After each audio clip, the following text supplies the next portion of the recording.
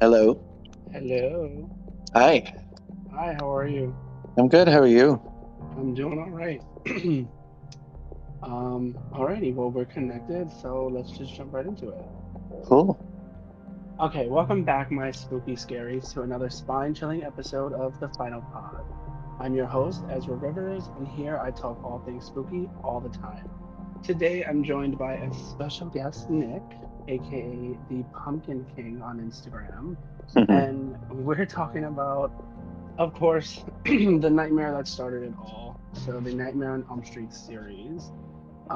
First, as usual, I would like to give Nick the floor to kind of introduce yourself, talk about your, I would say, like horror experience as far as like, when did you start watching horror movies and what your favorite scary movie actually is. Well, my name's Nick. I do a podcast called trauMADONNA, which is kind of everything and nothing. As far as horror, my sister, who is about 9 years older than me, she was really into horror, and so I think I got a lot of that from her. And I remember, oddly enough, the first horror movie I've ever watching, or at least took notice of, was Nightmare on Elm Street 2, which is funny because, A, it's exposing me to horror, or it exposed me to horror, but then it's also the queerest of them all. Yeah, I was gonna say. Go figure. So I guess that was a precursor to what was about to come. I love that. It's Um, so funny how that's become like the queer uh Nightmare huh. on Elm Street. Yeah. No, you've seen Scream Queen, right? Yes. Yeah. So that for anybody who hasn't seen Scream Queen, it's a documentary about um, the actor in Nightmare on Elm Street 2 and the whole. God, I think it was like the writer and either director or producer who claimed that it had nothing. None of it was gay and none of it was deliberate, and it was just like the actor. But you look at the dialogue, you look at those scenes, especially the coach in the shower room. Oh God, Um, yes. so it was nobody did that on accident. Yeah, no, that was So very deliberate. You could tell. yeah, and so that was my introduction. Like, because I always remember, I guess it was there's a scene in there where it was the bus is like on a cliff. Yeah. It's been a minute, but I just remember that and that freaking me out. But then as I got older, I got more into it. I was raised Southern Baptist, so even though like horror was there and things, it was Halloween and everything was of the devil. So it's like we trick or treated, but we were always reminded that it was the devil's holiday and that horror and all that was Satan's influence. And so I guess I got older and I realized that I kind of liked Satan's influence. I was gonna say, I mean, isn't everything really considered Satan influence at this point?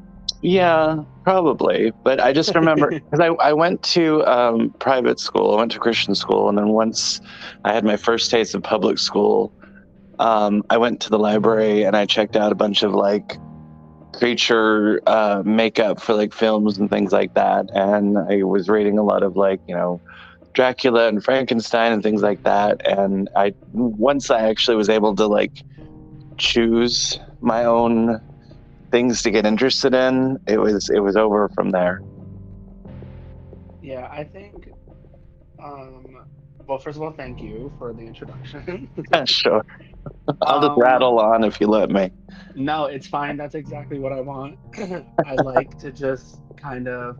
So I pride myself on being very much like unfiltered, unedited. Like I don't really go back and kind of chop and screw anything. I just record and post, and so I like that. It gives room for someone to actually have a conversation and actually respond. So thank you. I appreciate Yeah. that. Yeah. That's how I do my podcast. I don't edit it. It's just very organic. It's just like wisdom through conversation. That's the best way to go about it. You're not trying to direct it. I mean, you have a goal, but it's not like you're like, I need this to be said and I need to go here.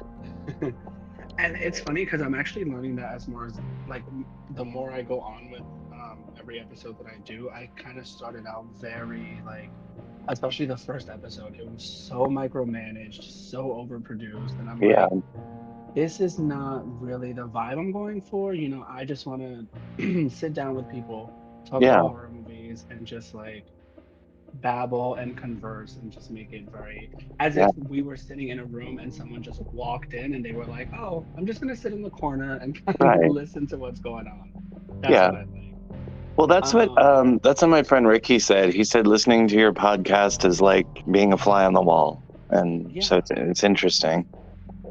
I think it gets weird and you lose like the creativity of it when you start like really pinpointing, oh well, maybe I should make the intro more dramatic, or maybe this Right. section should have like a certain. I'm just like, no, you know what I'm gonna do? I'm gonna record some audio, I'm gonna throw a background noise on it and call it Yeah. a day.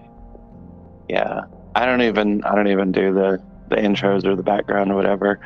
I think the most I ever worked on was like the trailer, but I did a couple because I wrote a book during the pandemic. That's how trauMADONNA happened, because I was writing a book about my childhood trauma, and my friend Ricky, who does Rick Retreat podcast, which I swear to God, I mention him everywhere.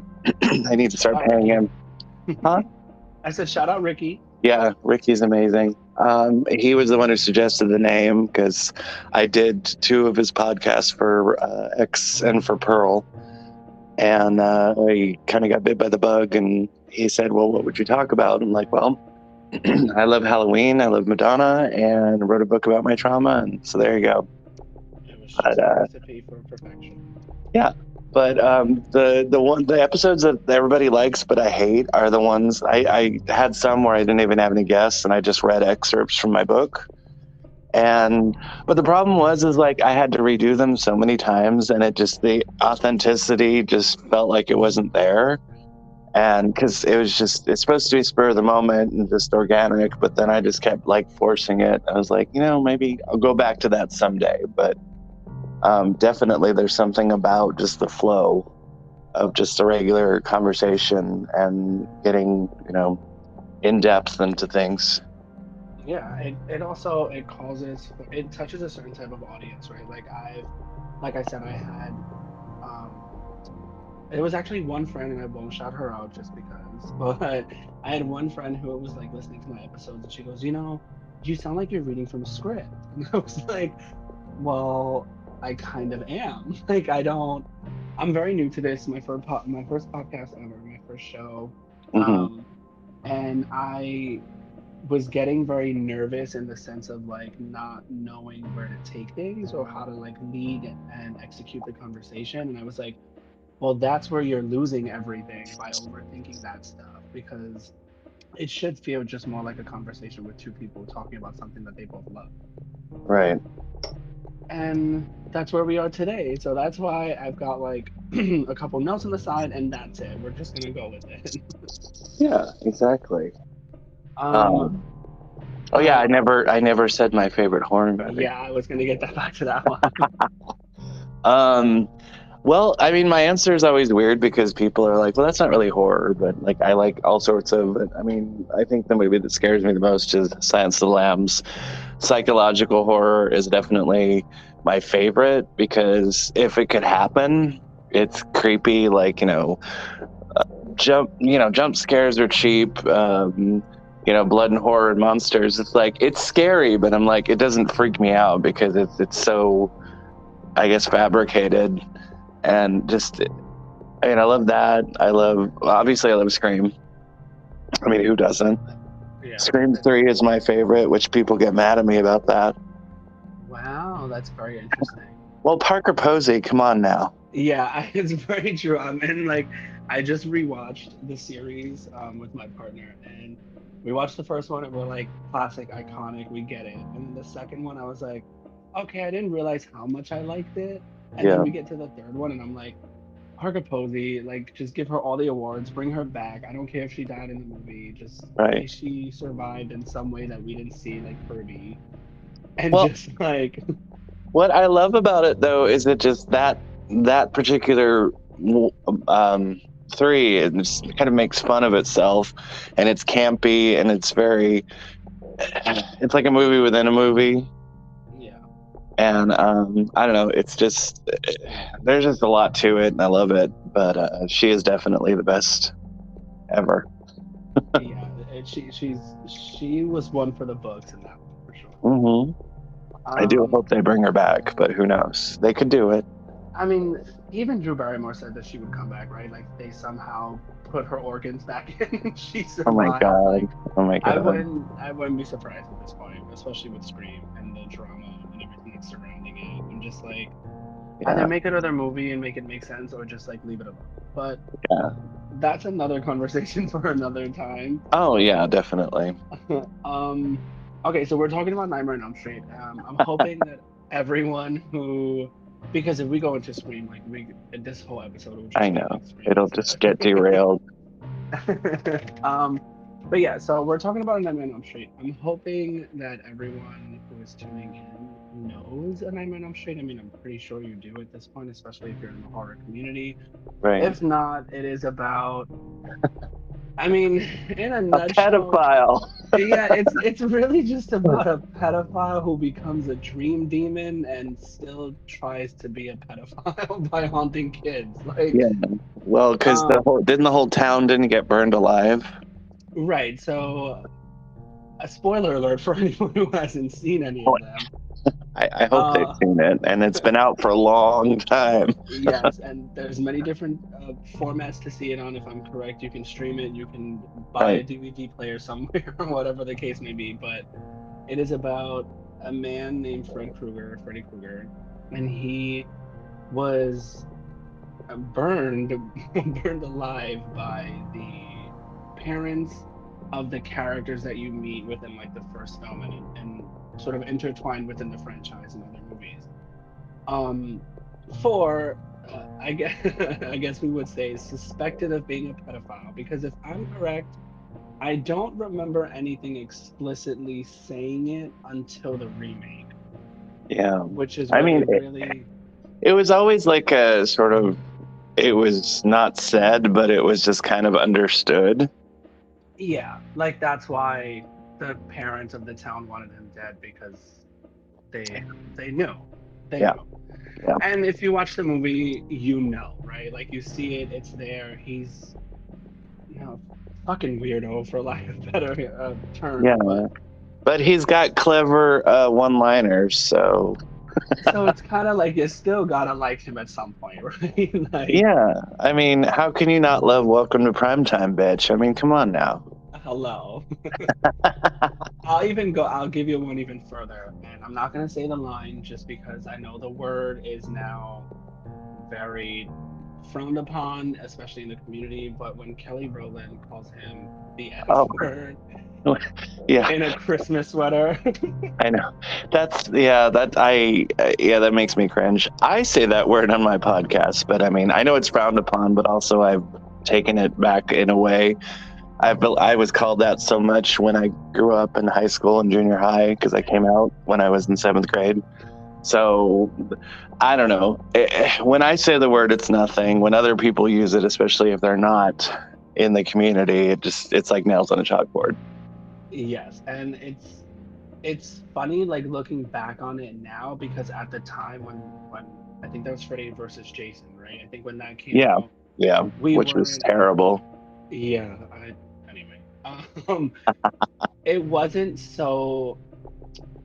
I don't want to say everyone wasn't like so woke. Like I hate using these like millennial terms, even though I'm not a millennial. But like, society wasn't as, for lack of a better term, woke into like what was considered derogatory in the community versus acceptable, right? So you have this scene where it's become iconic. Like I, till this day, laugh hysterically when that scene comes up, just because it's so random. Like Mm, I feel like you never really get like, besides A Nightmare on Elm Street Part Two, where we get this homoerotic sense of Freddy and his dealings or whatever the case may be, but he's never been like very gay. I'm just gonna say it. He's never like that. Nothing's ever been really gay about it, and for her to call yeah, him that and just be like, I could see why it's problematic, right? I'll just say that. Like, Well, yeah. just I mean, like the biggest problem with horror and the queer community is that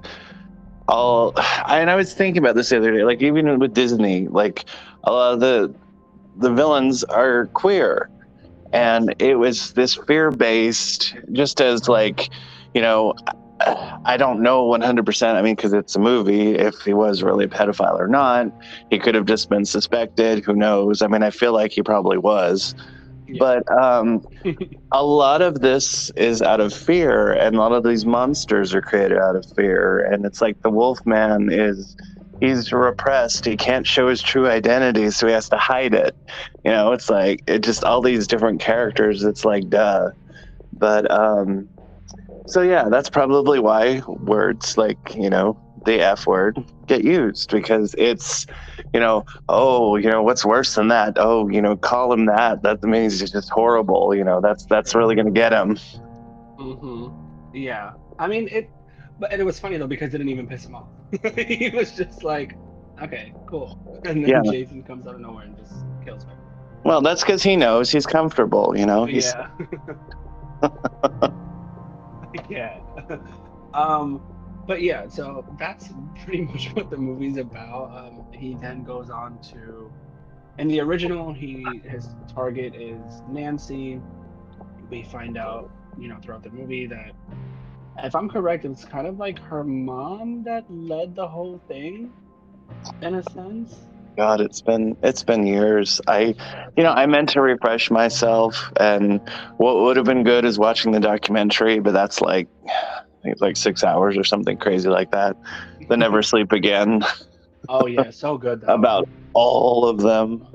Yeah, it was really good though. I remember that. Yeah, I believe either that or she was one of the kids. Like it was, I don't remember how it goes. It was either the parents were the ones that burned him or it was them when they were kids. Because I think they found stuff like in a furnace or whatever. I don't remember which movie it was, but I just remember when they found like, evidence of things. I don't know. Oh yes. Any honestly, in a nutshell, it's really not that important. I I mean, know. it starts with, like I said, the town's parents burn him alive. He then comes back as this dream demon stalker thing and just goes fucking haywire, right? Yeah. I think if I'm correct, my introduction to the series was part four, which is with Alice. Is that the Dream Warriors? That's Dream Master. Dream Master. That's right. Yeah, so that's where we get Alice, and I'm a sucker for a blonde final girl, whatever, sue me. And um, and I think it was like her and them getting like these powers in their dreams, and then I know that I know it plays off of Dream Warriors, but it puts it into kind of like a one character sense where she's able to master everyone else's abilities. Anyway, all I remember is that there's a scene at the end of the movie, it's the final showdown, and she fights him in a church. And I was very like, I grew up on like Karate Kid and Teenage Mutant Ninja Turtles and Power Rangers and all that stuff. And I was like, whoa, to see this girl like kick this demon's ass. And I don't know, I just remember it being very like, oh, I like this, like it's not just about her running away and like hiding and crying and screaming. Like there's a moment where she's like, you know what, screw this, I'm gonna take you head on. And we got it with Nancy in the first one, and when she kind of like sets up the house, but I don't think Nancy's ever had like a real physical showdown with Freddy. um so I remember that being like, whoa, and I loved it. And then I believe I saw part five right Mhm. after. And I remember the final scene of that one as well, when Alice gives birth to the baby and she's looking in the fountain water, and I think the little girls are playing, like they're doing the song in the background. Mhm. And I remember I couldn't sleep for like, I truly want to say maybe 2 or 3 days. Like I was up all night. I was tossing and turning. Every time I closed my eyes, I thought he was gonna come, and then I had to like sleep with my mom. I slept with my uncle. I slept with my grandma. I slept with my aunt. Like it was like I tried sleeping with everyone and I just couldn't get it. Yeah. And then I was and then I was able to fall asleep, and then I think that's the moment I realized I was like, okay, it's not real. Nothing's gonna happen. Like you woke up, you're fine. He's not here, and it was all downhill from there. Yeah. And that was definitely my introduction into horror, as far as like what I can remember. Right. Um, and then I think I went into Scream, and why I liked it was because I wasn't allowed to see it. Mhm. And one night, my mom and my uncle and my aunt, they were like in the living room and they were watching it. And I remember sneaking in and watching maybe like 10 minutes of it. And I was like, oh, please, like, I watched Freddy Krueger. Like, this is not scary to me. And they were like, okay, cool, fine. You know what? Just watch it. And I was just done from there. Yeah. I was definitely, there were a lot of movies I should not have watched growing up, Oh, I'm sure. especially with older siblings. I mean, I remember watching Pink Floyd's The Wall, which is not, not appropriate at all. But yeah, lots of horror movies. And I think my mother definitely probably was more comfortable with me than watching horror movies than any sort of like gay or queer movies. Yeah. Like when Truth or Dare, Madonna's documentary came out, I was forbidden to see it, and my mom was going to put me on restriction. Later, I learned that it was because of the gayness of the movie. So it's just kind of funny. It's funny what parents will put up with and what they won't. Yeah, especially when you realize that. And it's like, oh, we'll let him watch the horror movies, but it's like, yeah, there's Yeah, a lot of gay stuff in that as well. there is, and it's all coded. I mean, it's interesting. Yeah, Like, it's very much like a wink to everybody. If you know what to look for. And it's like, the straight community is just kind of like, do, whatever. And then we're just like, oh, hey, that's for us. yeah, like that's a little gay, and I love it. Yeah. So, Um, I think watching the first one might have been my queer awakening. I mean, Johnny Depp in a oh, crop top, like yeah. being like sucked into a bed, and then like I was like, wait, he's kind of hot. Like that's kind of cute. Like I don't know what it was, and it's probably sick to even say out loud. You're like, hey, you're watching a horror movie, and you're being like No, interested in the guy in no. I a mean, crop top. definitely two was an awakening because, like, Mark's friend in the movie, the dude, like, he was hot. And the fact that he chose to, like, spend the night at his male friend's house and not go with his girlfriend. Yeah, like come on. Yeah, I'm like, I don't blame you. Right? Like, I mean, I would have done the same thing. Like, why Yeah, would I want to go hang out with my girlfriend when I could just be this yeah, hot guy's I house know. and just say he's my friend? Yeah, he got sick of having a beard, you know? um, what do you? Let me see. What is your favorite of the Nightmare on Elm Street series? And that's I'm talking like every single one, including Freddy versus Jason, the remake, like Well, everything. I've never actually seen the remake. I don't really. I saw the preview and went, no, thank you. Yeah, it Um, was horrible. yeah, that's what I heard enough. I was like, I don't need to. Um, I don't know. I love two because it's got a special place in my heart. That's not my favorite though, but probably I guess the Dream Warriors. That one I used to watch all the time, and I just thought it was cool. And then instead of like them, they were like fighting back, and they were trying to like team up, and obviously it's impossible. Well, not completely, but I just and I love that cheesy ass song too. I can't remember who did it, and somebody will tell me, and I'll feel like an idiot. But the Dream Warrior song. Um, yeah, it's just I don't know that was just it was fun, and I think that was Welcome to Primetime, bitch. He smashes their It head through the was, TV. yeah. Yeah, it's just he. I don't know. Some of his one-liners, like he seemed a little queer at times, but it just I don't think he. Freddie was just ambiguous. I think Freddie wasn't. He was just this scary yet funny guy, and just his cheesy one-liners. Yeah, he was Um, definitely.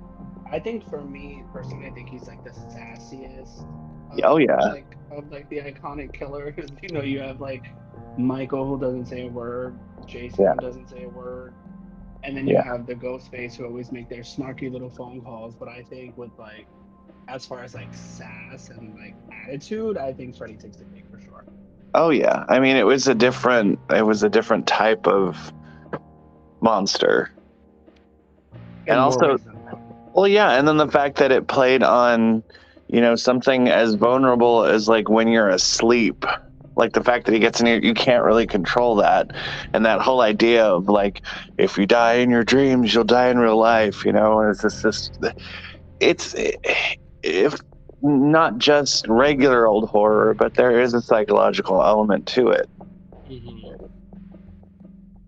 So, And it's also like it it also brings in like the supernatural aspect of it, but it's not over. I mean, it is over the top, but it's not overdone in the sense where it's like you kind of like he's a demon and he's not like necessarily of this world for the simple fact that he can only attack in dreams, but then you have these moments where they physically bring him into the real world right. and he doesn't shift into this like insane monster different creature thing. Like he's still that same burned man in the sweater with the hand with the knives on his Well, fingers, unless he's like a giant snake thing trying to eat Alice, oh yeah, yeah. sometimes. Well, yeah, he did morph sometimes. Usually that was in the dreams. But Right. I mean, the interesting thing too is like the origin stories of all these characters. I mean, it's just like they were all like real people at one time, and you know, sometimes they do terrible things, and then they get burned alive, and then sometimes they're just misunderstood, and it's just that whole mob mentality where the villagers come at you with pitchforks and fire. Hmm. So what would mine? I mean, besides the original, because I feel like it's so cliche to be like, oh, my favorite is the first one. It started everything. Like, yeah, duh. There would be no other ones right. if there wasn't the first one. But I think for me, my favorite one is gonna, and I feel like a lot of people don't necessarily like this one, but Wes Craven's New Nightmare. I haven't seen that in a minute. I'm trying to And I remember when think that's the one where like Nancy came back, right?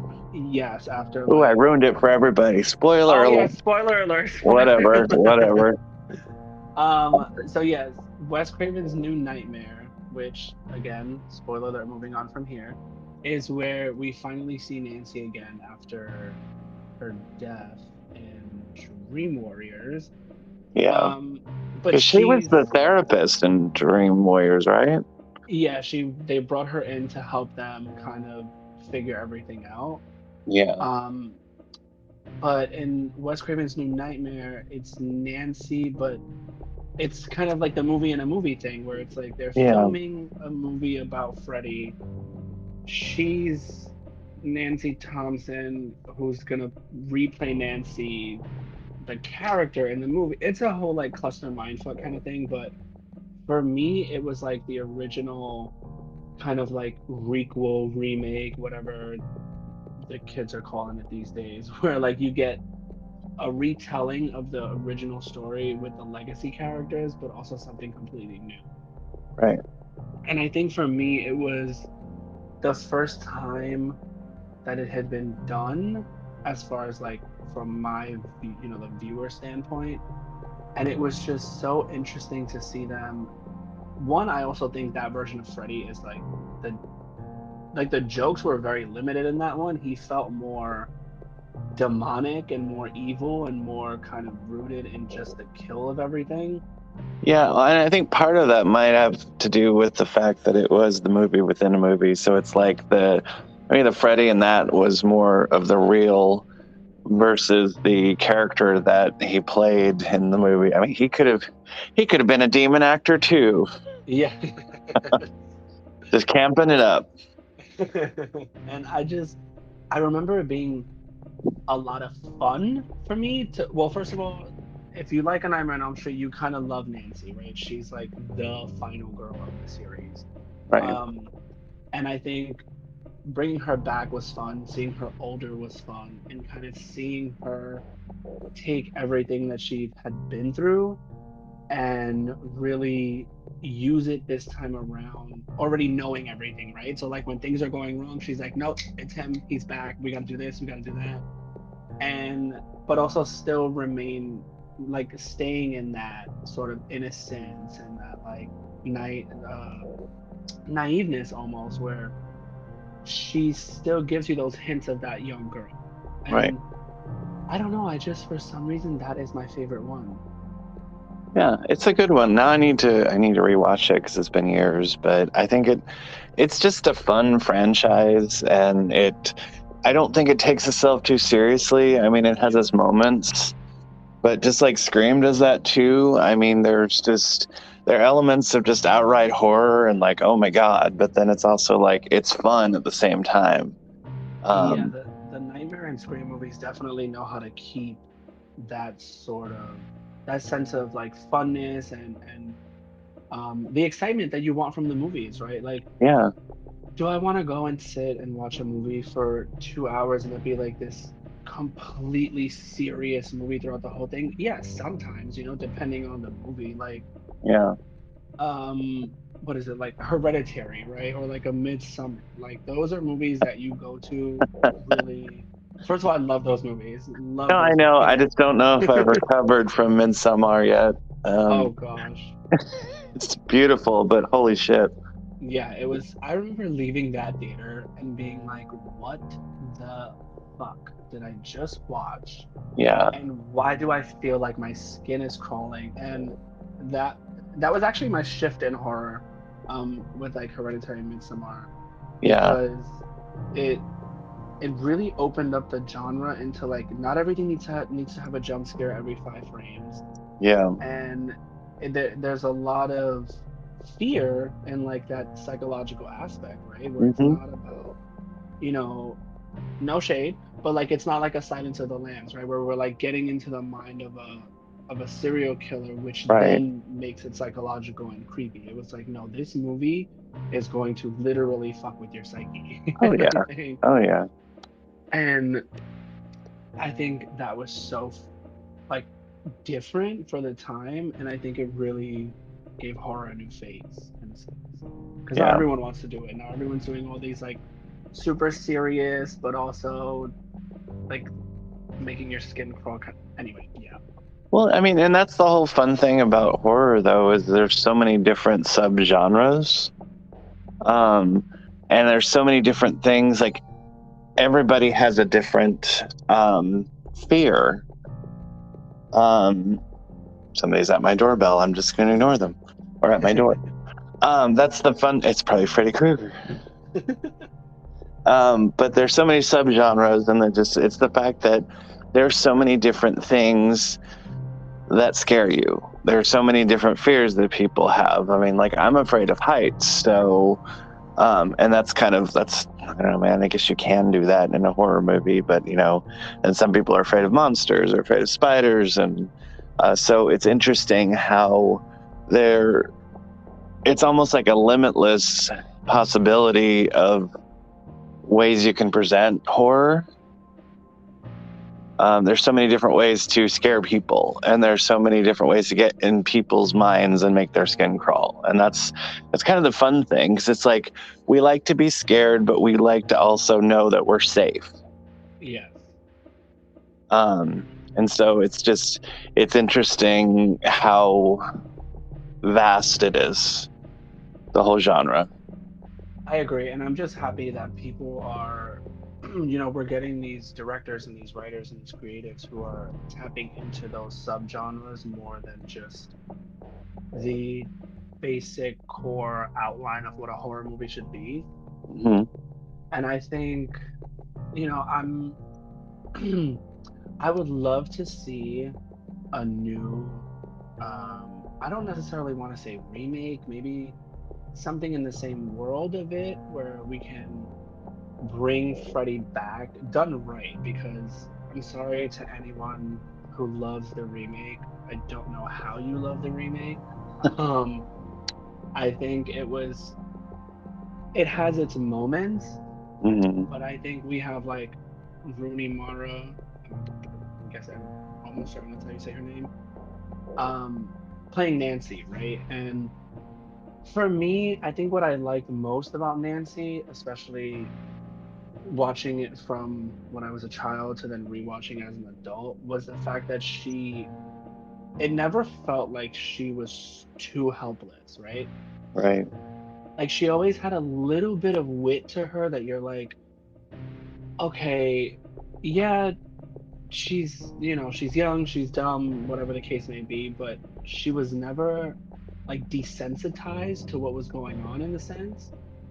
And I feel like with Rooney's portrayal of Nancy in the remake, we got a character who was very like broken and like torn and really didn't know what to do next and really couldn't lay out the plan. Maybe I need to rewatch it, maybe I missed something, but Yeah. that's how I remember it. And the one scene that sticks out to me the most is when she's in, I think she might be by herself. She's in a car and she's falling asleep and she grabs like the car lighter and she's pressing it into her skin to kind of like stay awake. And there's just such a lack of emotion. Like there's just, I think she even just goes like, ow, and like that's it. And I'm like, in reality, and I get it's a movie and I get it's a horror movie and it's supposed to be like not realistic, but in reality, if you're holding a lighter to your skin, you're gonna do more than just ow, right? I mean, unless you're And kinky. I mean, yeah, unless you're like into it and it's like, oh, this is just another Friday night for me, but I it's like, mean, and in that scene, I just remember going, what am I even watching? Like yeah. she was so unfazed during times, and maybe it was just the emotional connection that Rooney had to Nancy wasn't there, but I feel like it was just lacking Nancy's heart, if that makes Right. sense. Yeah. Because I think a lot of that drives the first movie, and it's her want to survive, not only her need, but it's like her want to know the truth. And there's there was a passion that Heather gave to Nancy that I feel like was lacking in the remake. And Yeah. then I can't even get into Freddy's design. Like that was just Yeah. I'm glad I skipped it because I watched the preview and like, no. I mean, and it's different. It's just what worries me is I know a lot of times if like that's the first thing you see out of, if that's your first introduction to Freddy, God help you. yeah. Uh, So please go back and watch the originals. If you've only seen the remake and you're like, Freddy's not for me, yes, he is. He is for everyone. Just go back and watch the other ones. yeah. I don't know. I don't understand what everybody's fixation with remakes. I know a lot of people grew up with it, then they get older and they get into the industry and they're like, "Oh, well, let's do this." I'm like, "No, go to the library, find a book or go even on Amazon, find a book that you like, turn that into a movie option in the rights. Find a different way, a different, don't just redo it because I think it's just that whole concept is just it's stupid. And I think it's really sad, right? Because like, okay, so I've mentioned this before in my other episodes, but I'm a 90s baby, so I grew up very like turn of the century and like I remember being outside and like running and playing with my friends to then the next day just being like, I need to get on the computer and talk to my friends. Like so I've seen the kind of the evolution of technology and I get it, but I think it's just becoming too easy for people to take what was done in the past and just like slap a little facelift on it and be like, this is now going to be like the best movie ever. And it's like, no, I'm totally with you on that, right? Like, go read a book about dream demons, go read a book about every other demon and like the history of demons and play around with it, right? And have fun and give us something new, but also that has a feel for it. And I think Yeah. with um perfect example, and I just have to say I love how this conversation is so all over the place and we're just talking about everything because it's really fun. Yeah. Um, I mean, that's how my but brain works. yeah, I think it when I start thinking about like remakes and stuff and how we kind of have to stop it, and my biggest one is like Buffy. Oh So no. Are they going to remake? I Oh, are you talking about the show versus the movie? oh no, that is what it is in history, and that's it's just. Because I love But both. yeah, me too. Like the movie is just camp. It was I it to me it's a comedy. Like I look Yeah. at Well, Buffy yeah. as a comedy. Um, but I'm a huge fan of the show. Oh, Like same. If I were one of the characters in Buffy, I'd be Anya. I love Anya. I love her Justice too. for Anya. Like she Yes. did not get the ending that she deserved. Oh my God. Yeah, that whole show, that was just and I watched that shit in real time, so I just Yeah, me remember too. like having to wait, especially when oh God, why can't I Tara when Tara got shot. Oh, And then having to wait a week to see what happened. yeah. It's like, oh my God. Yeah. No, I love that show. And it's just I know that, other people may have differing opinions, but that does hold a special place in my heart. Yeah, I'm rewatching the series now. I'm almost up to season 2, so I'm in my little Buffy rewatch, but bringing that back to like the whole remake topic, Hmm. there's a lot of buzz and there's been a lot of buzz for years, so I really don't even know if it's going to happen anymore about a Buffy reboot. And I'm like, No, no, no, no, no, no. why? Like there's okay, for me it's like why do you have to call it Buffy? You're only going to call it Buffy to try to get the exposure and the fandom and and the fans, that Well, why not have a people. different vampire slayer? I mean, come on now. There are a bunch of them. There's so many, it's the whole whatever prophecy and all that shit about the slayer. Yeah, and like at the end of season 7, she literally gives her power to every girl in the world. Like, why can't we just Yeah, call it Slayer I and know. it just be in the Buffy universe, right? Yeah. And Well, because I, the band would probably have a problem with that. I mean, They probably have a copyright, I don't know. No, I mean they should because uh, I don't know why. I think it's maybe lack of originality, lack of creativity. I mean, don't even get me started on that friggin' I saw the trailer for the new Crow, oh, I don't, yeah, and it no. hurts so bad. It's just Pennywise fighting. Well, and it's stupid too because, like, yes, he looks like Eric from the comic, but it's taking the memory of Brandon Lee and just stomping the hell out of it. Yep. Like he died making that movie.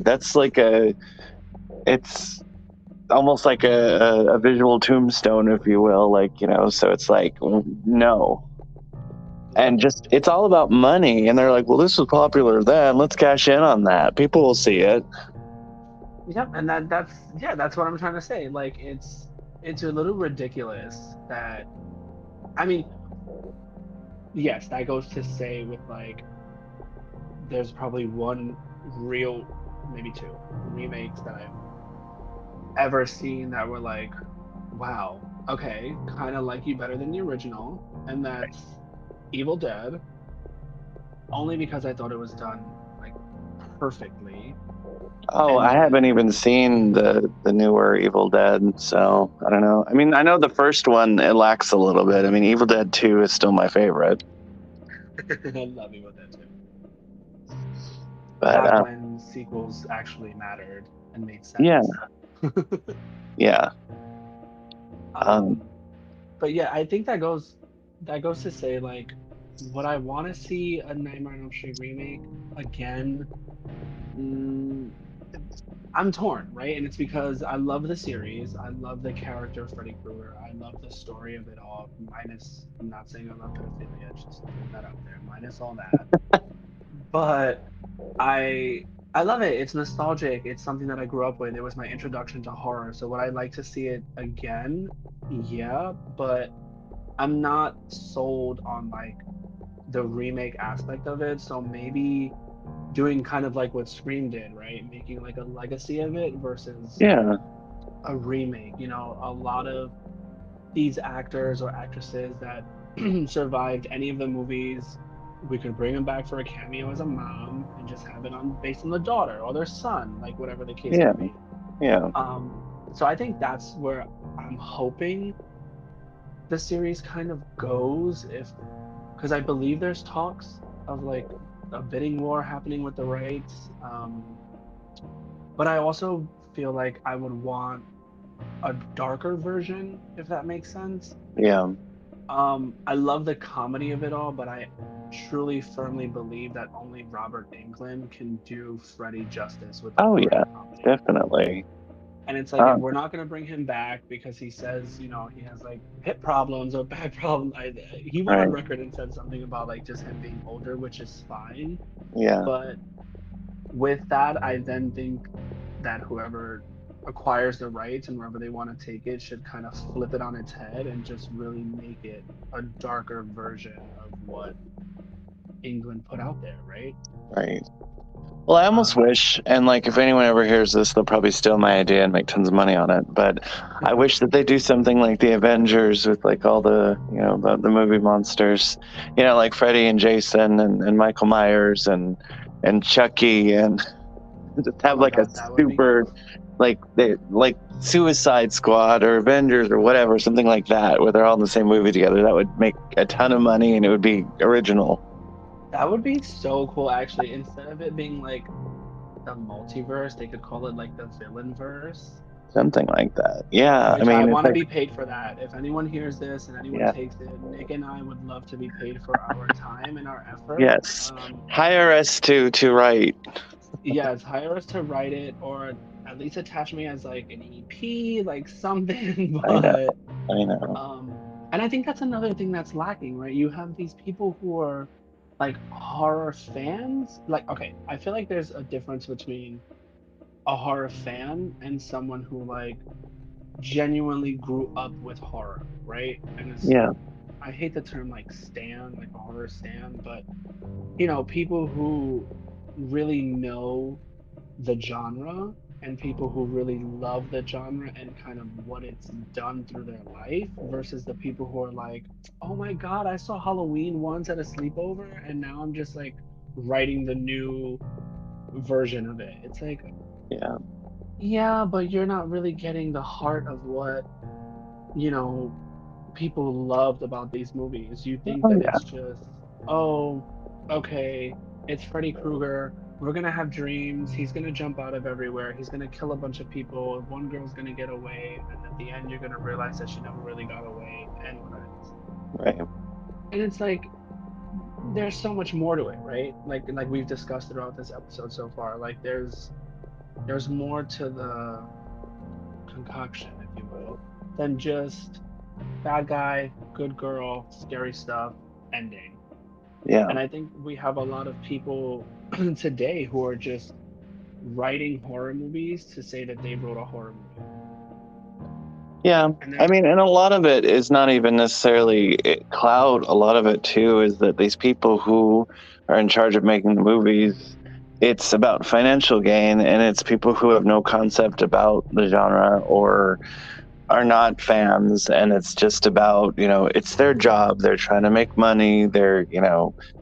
And so there are a lot of people making these things who have no business making them. Um, agreed.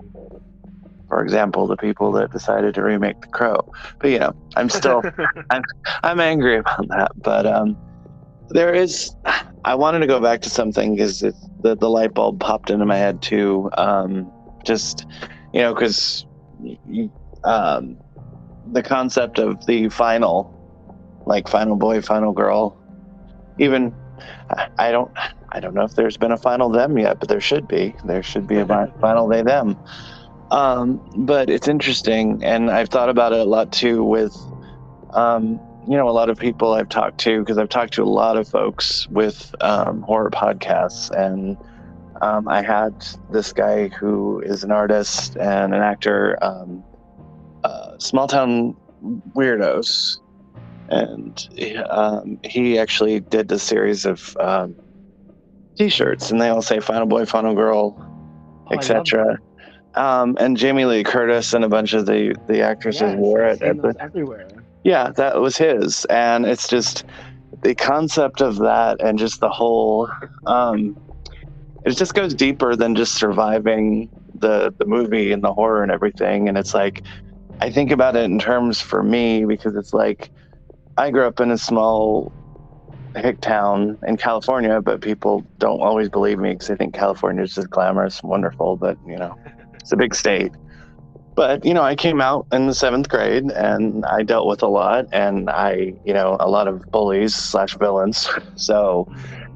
just the concept of also going back to horror being queer and horror being a very soft spot for us in the community. Any of us who survived our final folk.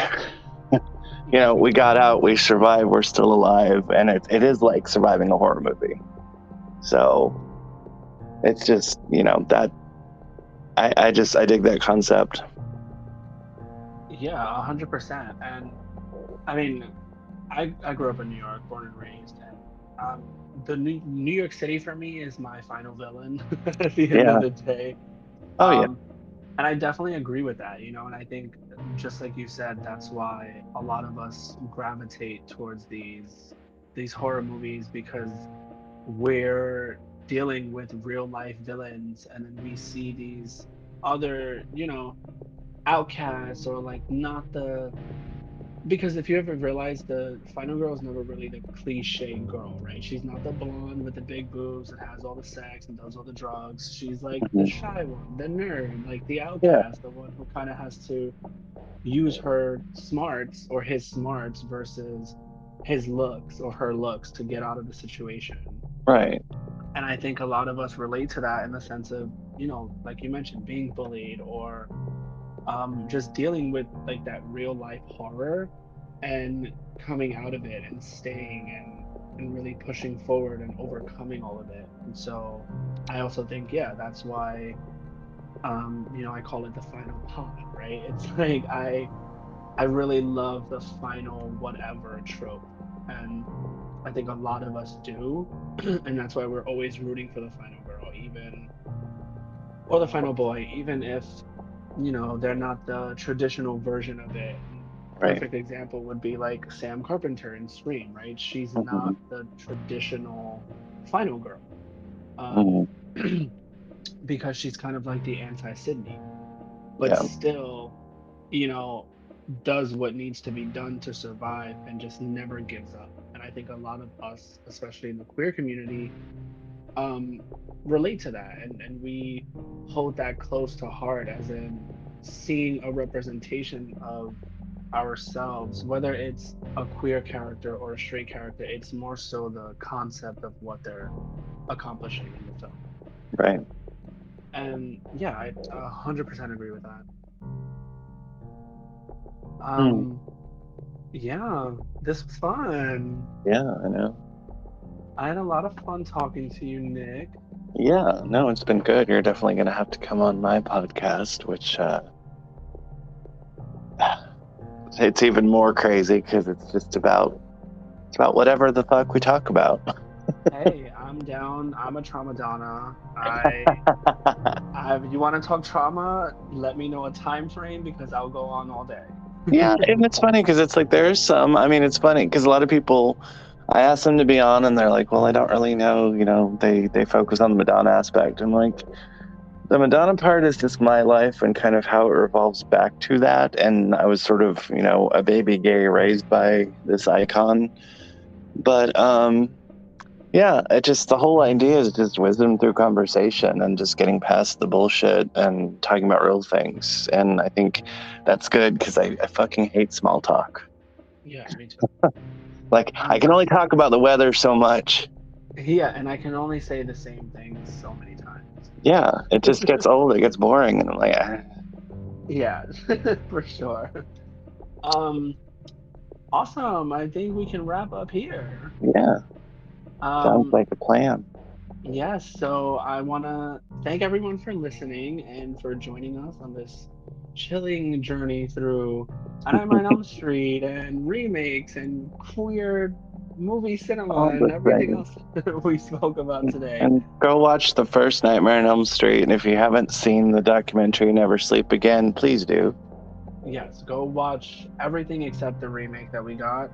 Um, I would love, everyone subscribe, rate, review the podcast for more terrifying tales from the world of horror cinema as we kind of jump in and out of whatever the hell scares us.